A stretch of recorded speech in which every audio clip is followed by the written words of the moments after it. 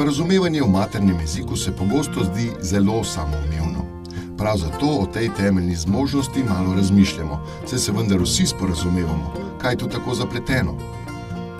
Ponovimo na kratko, v nekaj korakih, kaj smo izvedeli o sporazumevanju v maternem jeziku.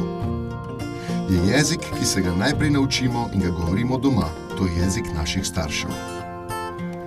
Dobro obvladovanje te temeljne zmožnosti pomeni jasno izražanje in razumevanje pojmov, misli, dejstev in čustev.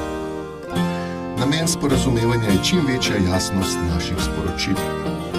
Pri tem nam lahko precej pomaga osnovno poznavanje jezikovnih pravil, torej slovnice.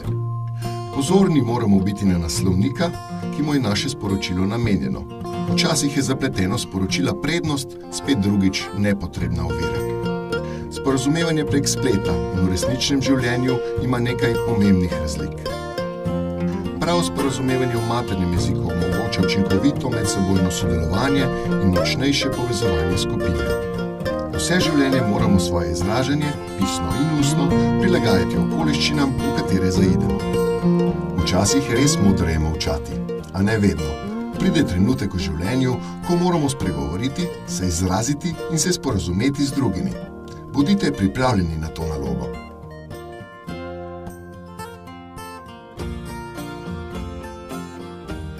Če mi zdaj rečete, ne vem, ravno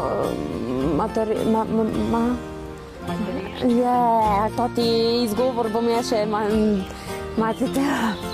materinščina. To mi ni, ta beseda meni ne leži.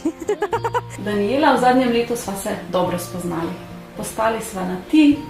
Si še ena oseba v mojem življenju, ki se zelo razveselim, ko jo srečam na ulici, tako da v tem trenutku bi lahko rekla samo, da se še čim bolj pogosto srečava. Jaz se vedno vprašam, glej, bodi samostojna, bodi samozavestna, znajdi se in to te bo v življenju naprej peljalo.